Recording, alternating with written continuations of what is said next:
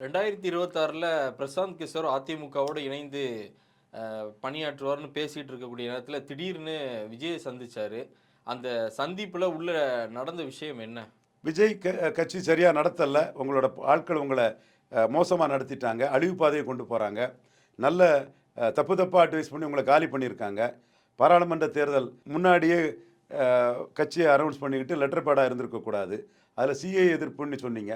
CA எதிர்ப்பு வந்து உங்கள மையப்படுத்தி திமுகவோட 39 எம்பிக்களுமே ஒருத்தர் கூட அதை பேசல.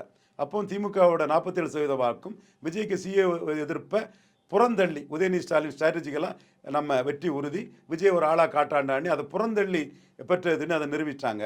அடுத்தால் நீங்கள் மைக் சின்னத்தை போட்டு சீமானுக்கு ஆதரவாக போட்டீங்க. அது போட்டிருக்க கூடாது, போட்டுட்டீங்க. போட்டதில் சீமான் உங்களை ஐஎம் வெயிட்டிங்னு சொன்னதும் என் தம்பி எனக்காக போட்டிருக்காங்கிறதும் ஒரு சின்ன லாபம், அவ்வளவுதான் உங்களுக்கு மக்களவைத் தேர்தலில் கிடைச்சது. அது 6.8 இருந்தவர் 8.4 போயிருக்காரு. அவர் உயர்ந்த ஒரு 1.5% ஓட்டில் உங்களுக்கு பங்கு இருக்குன்னு கேட்டுக்கலாம். 47% திமுக அணி ஓட்டில் உங்களுக்கு பங்கு இல்லாதபடி உதயநிதி ஸ்டாலின் ஸ்கெட்ச் போட்டு உங்களை பக்கத்திலே வர விடாமல் கதவுடுக்கில் வச்சு தட்டி விட்டுட்டாருங்கிறது